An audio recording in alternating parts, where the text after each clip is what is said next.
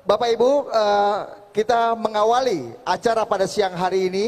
Kita akan mendengarkan laporan dari Dewan Pengarah Musra, Bapak Andi Gani Nenawea. Kepada Bapak Andi Gani kami persilakan.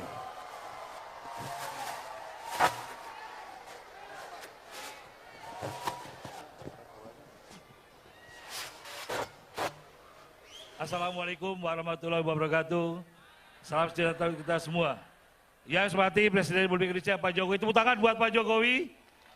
Seluruh tamu undangan yang hadir, seluruh peserta musra yang saya cintai. Bapak Presiden, Musra telah menjaring 3 calon presiden. Yang pertama Mas Ganjar Pranowo, yang juga Capres PDI Perjuangan.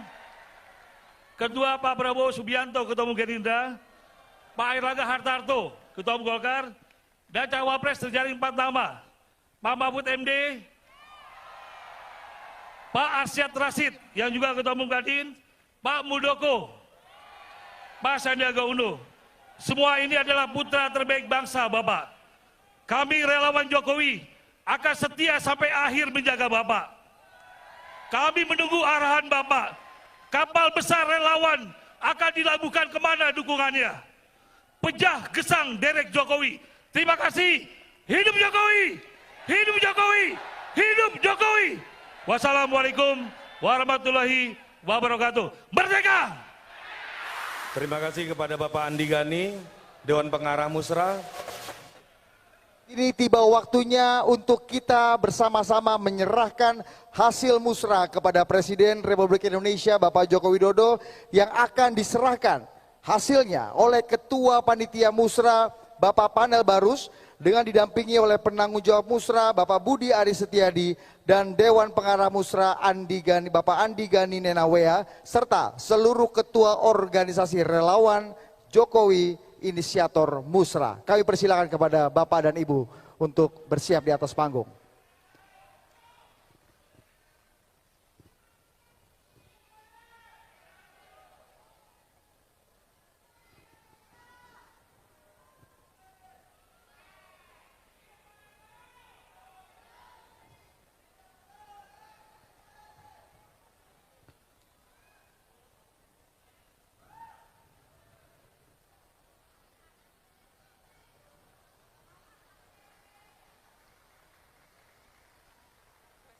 Dan selanjutnya mohon berkenan Bapak Presiden Republik Indonesia Bapak Joko Widodo untuk bisa ke atas panggung menerima hasil musra.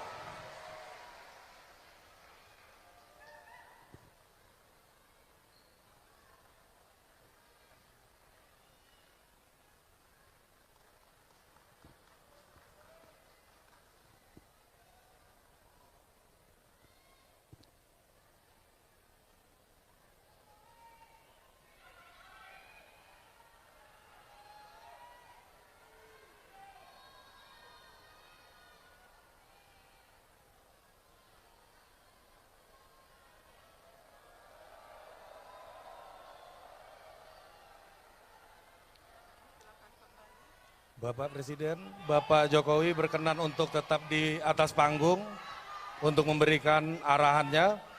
Ketua relawan kami persilakan untuk kembali ke tempat. Baik, dan Bapak Ibu selanjutnya kita akan simak bersama sambutan dan arahan politik dari Presiden Republik Indonesia Bapak Joko Widodo.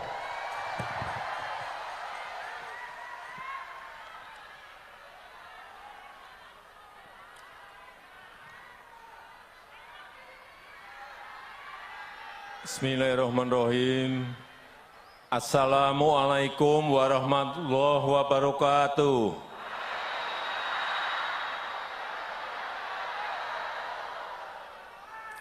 Selamat siang, salam sejahtera bagi kita semuanya, shalom, Om Swastiastu, Namo Buddhaya, salam kebajikan.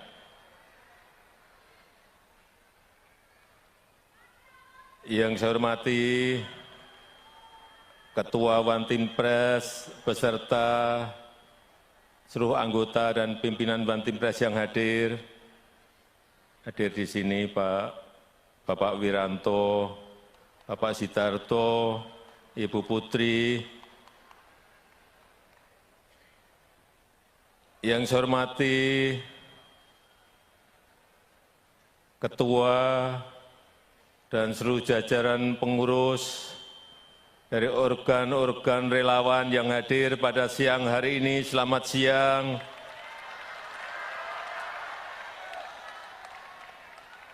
Yang saya hormati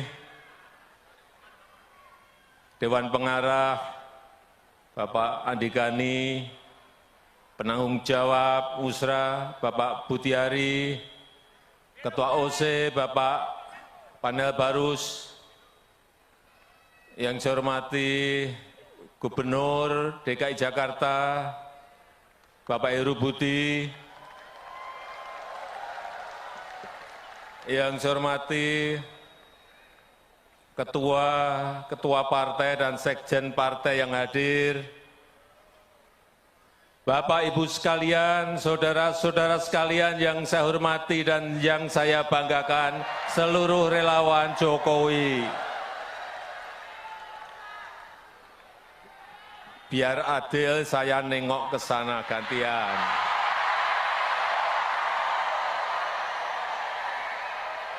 Selamat siang. Selamat siang semuanya.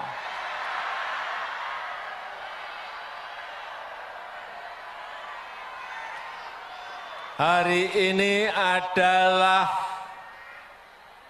puncaknya musra, puncak musyawarah rakyat Indonesia.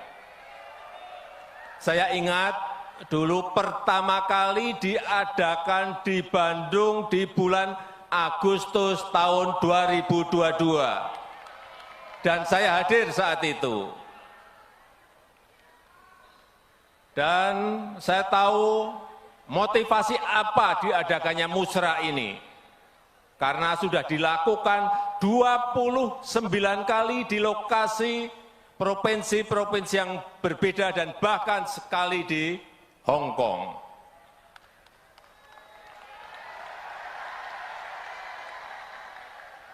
Saya sangat mengapresiasi, saya sangat menghargai upaya ini. Saya tahu saudara-saudara semuanya ingin merawat demokrasi di akar rumput. Kita ini ingin merawat demokrasi di akar rumput. Bukan di elit, tapi di akar rumput.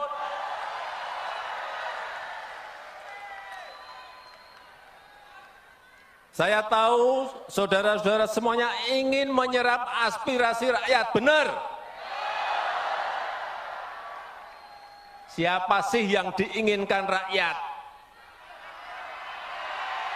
Jangan sampai keliru.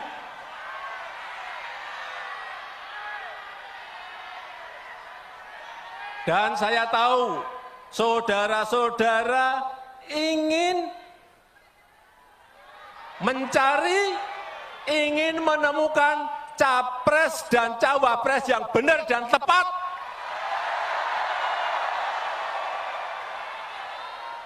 Karena yang kita dengarkan adalah suara rakyat, suara akar rumput, bukan suara elit.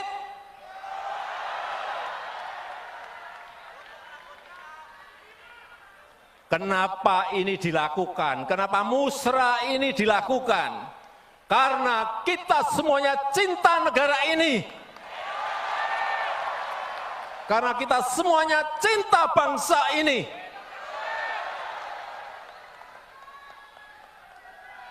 Jadi kalau capek-capek 29 kali dari provinsi ini pindah ke provinsi ini, pindah ke provinsi ini, pindah ke provinsi ini, pindah ke provinsi ini, ke Hong Kong. Kenapa capek-capek? Ya karena tadi. Benar. Oleh sebab itu sekali lagi saya sangat menghargai, saya sangat mengapresiasi kegiatan musra yang dilakukan oleh para relawan Jokowi ini. Saya kembali menengok ke sana.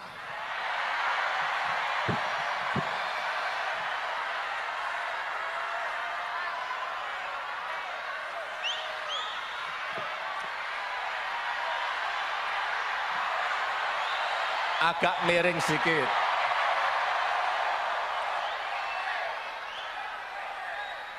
Bapak, Ibu, dan saudara-saudara sekalian yang saya hormati, negara ini adalah negara besar. Negara ini adalah negara besar, bangsa ini adalah bangsa besar. Penduduk kita sekarang sudah 280 juta, kurang lebih.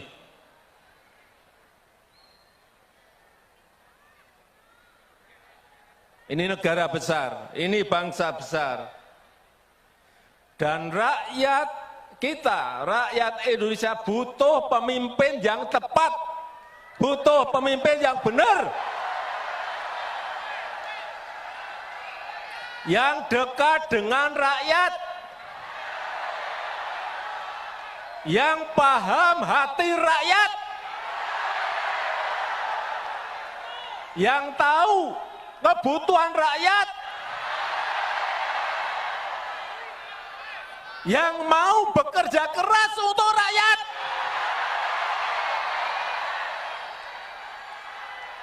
Itu yang dibutuhkan.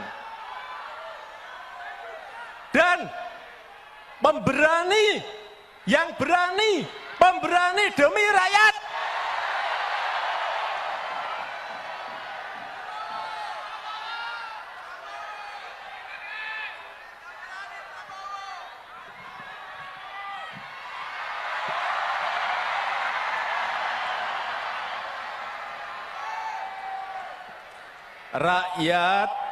Rakyat butuh pemimpin yang paham, yang ngerti bagaimana memajukan negara ini.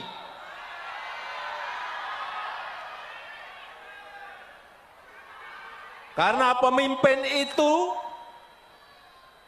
harus paham dan tahu potensi serta kekuatan negara ini, kekuatan bangsa ini apa. Dia harus ngerti, dia harus tahu.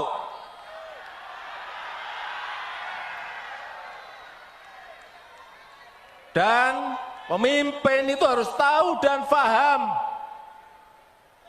bagaimana memajukan negara ini, dari sisi mana. Dan mampu memanfaatkan peluang yang ada. Bukan rutinitas, bukan rutinitas. Bukan hanya duduk di istana dan rutinitas. Bukan hanya duduk di istana dan tanda tangan, bukan itu.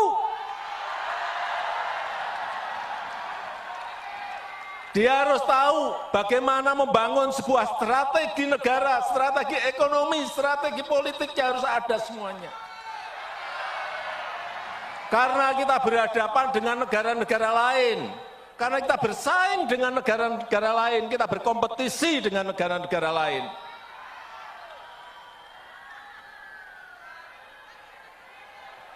Dan Bapak, Ibu, dan saudara-saudara sekalian yang saya hormati, peluang kita menjadi negara maju, peluang kita menjadi negara maju itu ada dalam 13 tahun ke depan.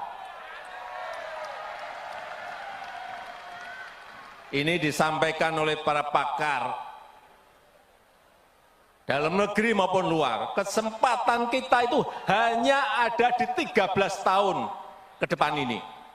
Karena bonus demografi kita akan muncul di tahun 30-an.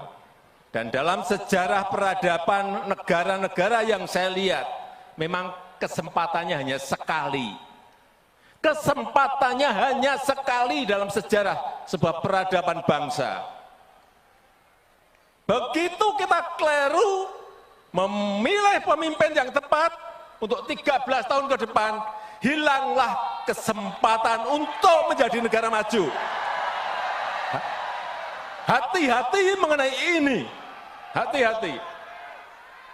Sejarah, saya pelajari, sejarah di Amerika Latin, tahun 50-an, tahun 60-an, tahun 70-an, mereka sudah berada di posisi negara berkembang.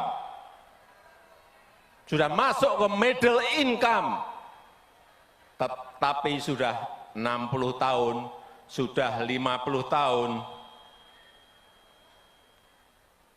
mereka tetap menjadi negara berkembang.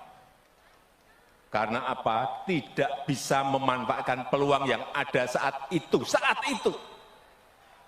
Dan mengejarnya lagi sudah tidak ada kesempatan lagi.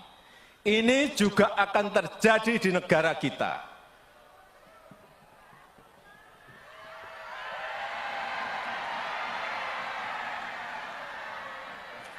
Begitu kita tidak bisa memanfaatkan waktu 13 tahun ini, ada yang namanya bonus demografi, dan kita tidak bisa memanfaatkan.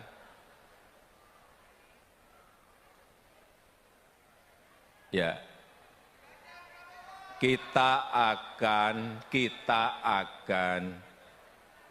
menjadi negara berkembang terus. Karena kesempatan itu tidak akan muncul dua kali dalam sejarah sebuah peradaban negara. Oleh sebab itu, sekali lagi,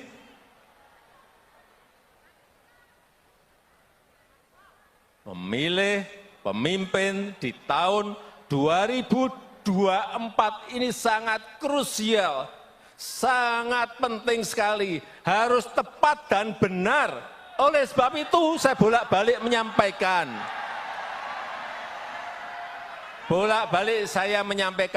jangan gerusa-gerusu, jangan tergesa-gesa, karena begitu keliru kita tidak bisa minta kembali lagi, nggak bisa. Sekali lagi, dan sekarang kita tahu keadaan dunia, ketidakpastian global, sampai diperkirakan sampai 5-10 tahun yang akan datang, itu akan masih terjadi. Sehingga sekali lagi, nahkodanya itu harus nahkoda yang pemberani, berani mengambil risiko untuk kepentingan negara ini, untuk kepentingan bangsa ini.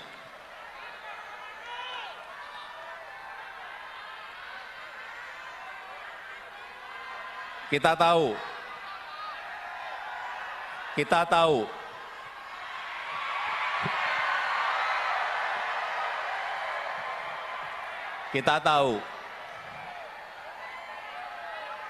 tahu Indonesia, negara kita ini memiliki sumber daya alam yang sangat melimpah, sangat besar. Bukan hanya urusan tambang, bukan hanya bahan-bahan mineral, tambang, bukan. Produk sumber daya alam laut sangat melimpah. Komoditas pertanian, komoditas perkebunan juga semuanya melimpah. Tetapi bertahun-tahun selalu kita ekspor dalam bentuk bahan mentah. Ini kekeliruan yang tidak boleh kita ulang lagi. Pemimpin yang akan datang harus berani mengindustrikan bahan-bahan mentah itu. Sehingga hilirisasi itu harus dilakukan apapun resikonya.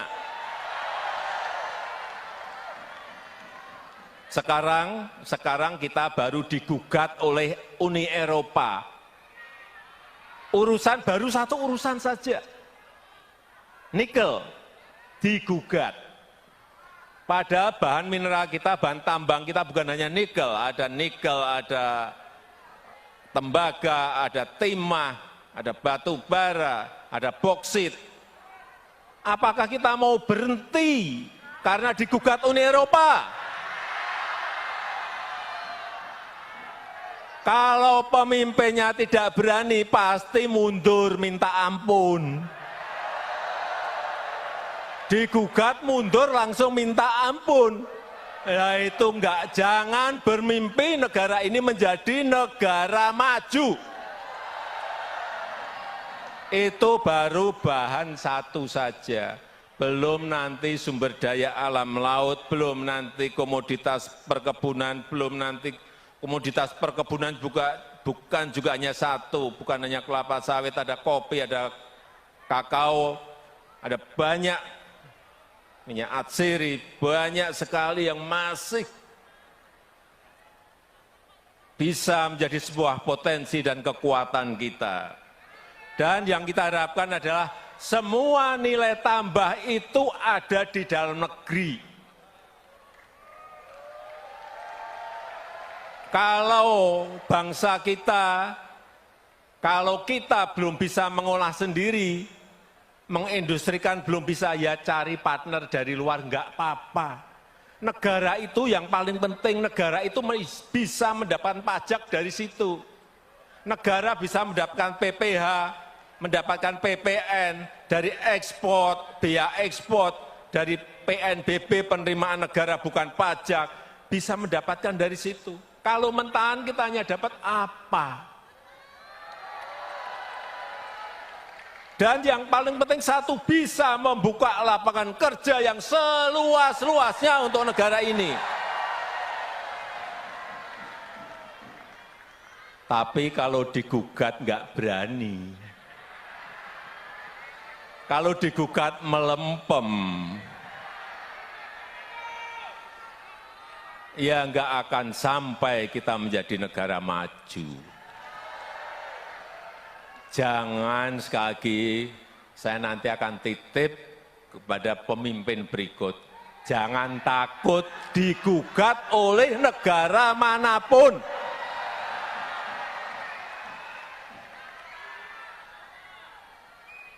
Kalau digugat ya cari pengacara, cari lawyer yang terbaik agar gugatan kita menang. Tapi kemarin, tahun kemarin, gugatan kita kalah. Kalah pun juga saya sampaikan kepada para menteri, tidak boleh mundur. Naik banding, saya minta naik banding, udah naik banding. Sambil industrinya diselesaikan.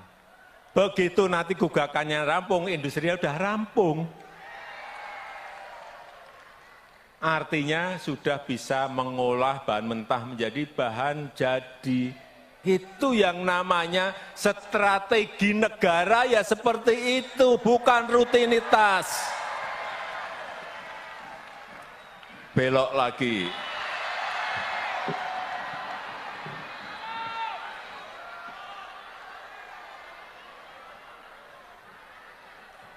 Oleh sebab itu, sekali lagi, ke depan negara ini butuh kepemimpinan yang kuat.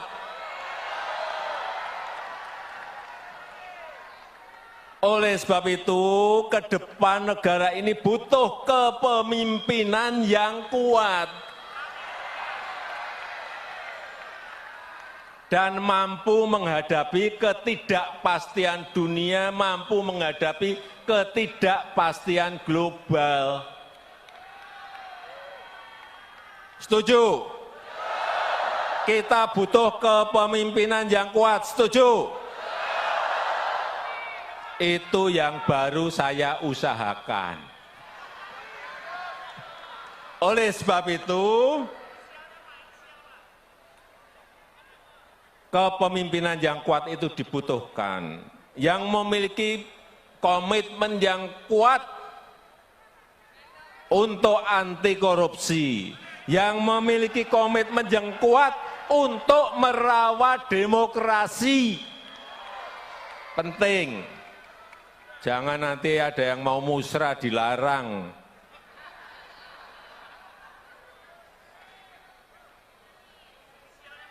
Inilah yang dibutuhkan oleh negara kita ke depan. Dan tadi di ruang tunggu, para ketua menyampaikan pada saya beberapa nama yang terekam kuat.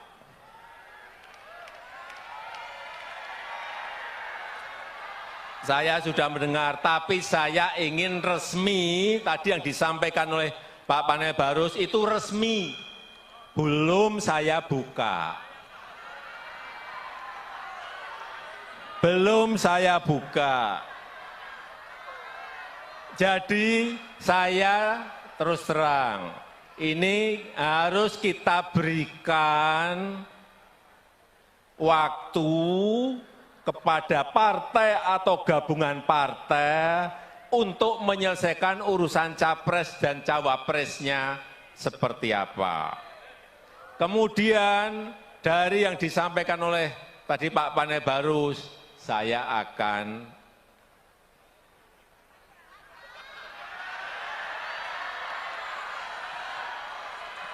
udah tahu kan maksudnya?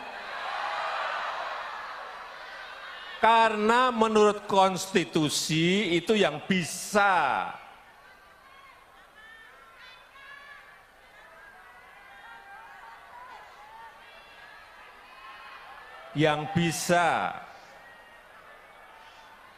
mencalonkan itu adalah partai atau gabungan partai. Betul?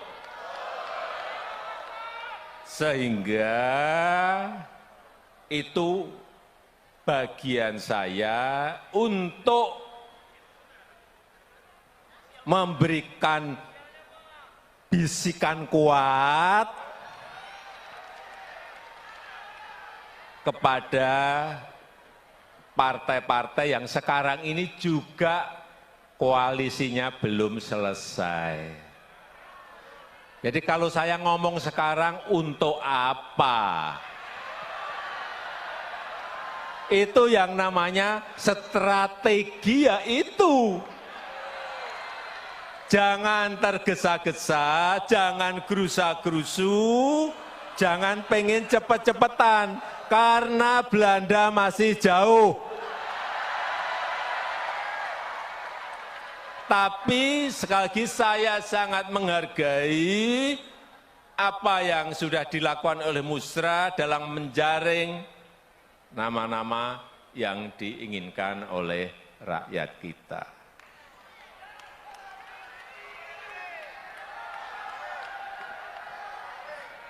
Terakhir, saya sangat bangga bahwa seluruh relawan, saudara-saudara semuanya masih solid dan kompak.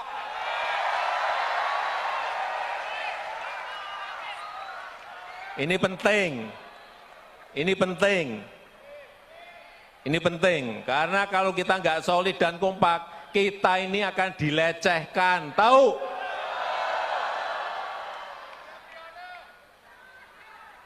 Mau dilecehkan? Mau dilecehkan? Kalau kita kompak dan solid, kita akan diperhitungkan.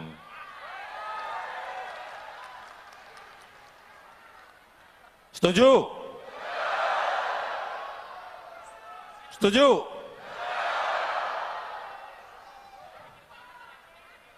Nanti pada saatnya, pada waktu yang tepat, saudara-saudara semuanya akan saya bisikin satu persatu, entah berapa juta.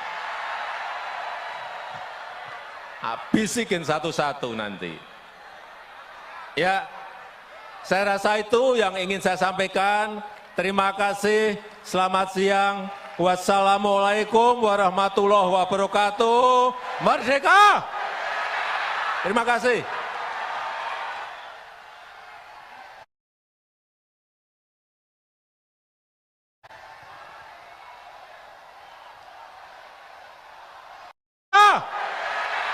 Terima kasih.